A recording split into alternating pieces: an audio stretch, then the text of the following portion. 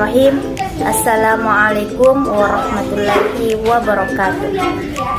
Puji syukur kita panjatkan kehadirat Allah Subhanahu wa Ta'ala atas segala limpahan rahmat, taufik serta hidayahnya. Alhamdulillah kita dalam keadaan sehat walafiat.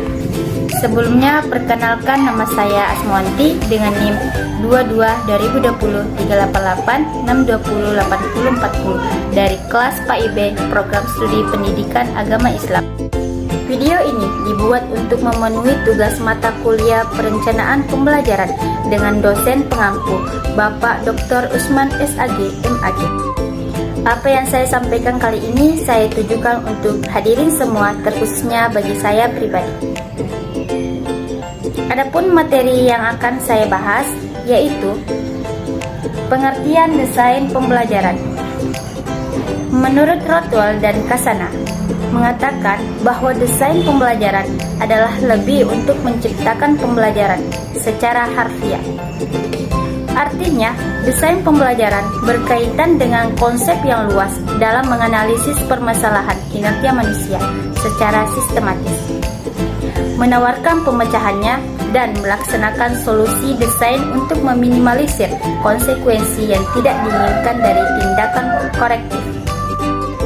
Rothwell dan Kasana mendefinisikan desain pembelajaran mencakup: yang pertama, suatu profesi yang muncul; yang kedua, difokuskan membangun dan mempertahankan kinerja manusia secara efektif dan efisien; ketiga, mengarahkan model kinerja manusia; yang keempat, melakukan secara sistematis; yang kelima, berdasarkan teori sistem yang terbuka; 6. Berorientasi untuk menemukan dan memberikan solusi pada permasalahan kinerja manusia secara efektif dan menemukan lompatan-lompatan kuantum dalam perbaikan produktivitas melalui kecerdasan manusia.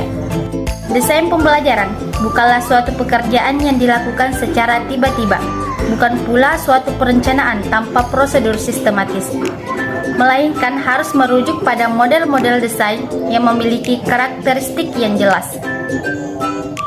Desain pembelajaran harus berorientasi pada peserta didik, berorientasi pada tujuan, terfokuskan pada pengembangan, meningkatkan kinerja. Hasil pembelajaran dapat diukur secara valid dan terpercaya. Selain itu, desain pembelajaran mengandung hal-hal yang empiris, berulang, dapat dikoreksi sendiri, dan merupakan usaha yang dilakukan bersama.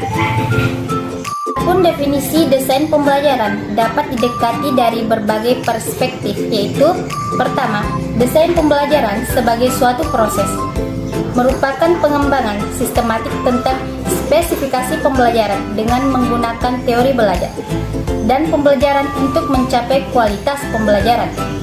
Dari definisi tersebut, desain pembelajaran dipandang sebagai keseluruhan proses analisis terhadap kebutuhan belajar, tujuan, dan pengembangan sistem mencapai untuk memenuhi kebutuhan.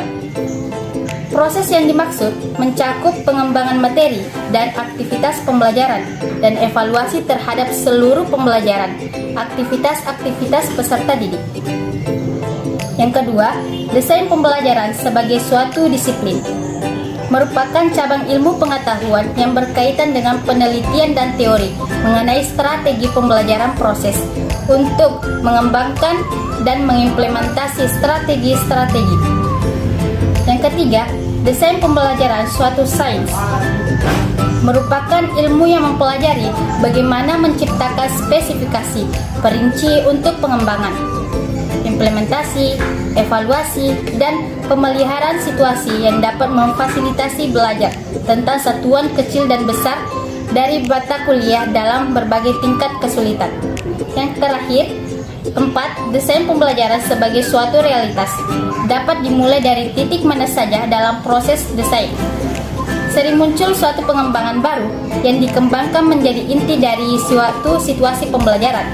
Pada saat seluruh proses telah dilakukan, perancang pembelajaran mengkaji lebih dalam dengan melihat seluruh bagian dari ilmu pengetahuan. Beberapa pendapat para ahli tentang pengertian desain pembelajaran, di antaranya adalah yang pertama, Ray Geluck, tahun 1983. Desain pembelajaran adalah kisi-kisi dari penerapan teori belajar dan teori pembelajaran untuk memfasilitasi proses belajar seseorang. Membedakan antara desain dengan pengembangan. Ray Gould menyatakan bahwa pengembangan adalah penerapan kisi-kisi desain di lapangan. Kemudian setelah itu uji coba selesai, maka desain tersebut diperbaiki atau diperbarui sesuai dengan masukan yang telah diperoleh. Ray Gould mengkaji desain pembelajaran dan pengembangan pembelajaran berdasarkan teori belajar dan teori pembelajaran.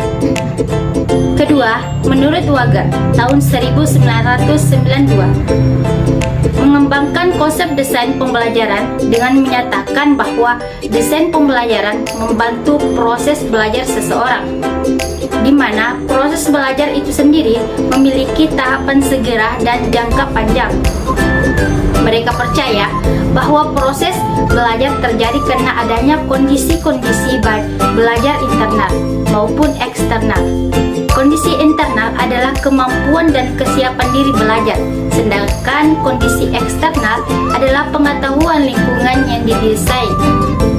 Penyiapan kondisi eksternal belajar inilah yang disebut dengan mereka sebagai desain pembelajaran. Untuk itu, desain pembelajaran haruslah sistematis dan menerapkan konsep pendekatan sistem agar berhasil meningkatkan mutu kinerja seseorang. Mereka percaya bahwa proses belajar yang terjadi secara internal dapat ditumbuhkan. Sekian, wassalamualaikum warahmatullahi wabarakatuh.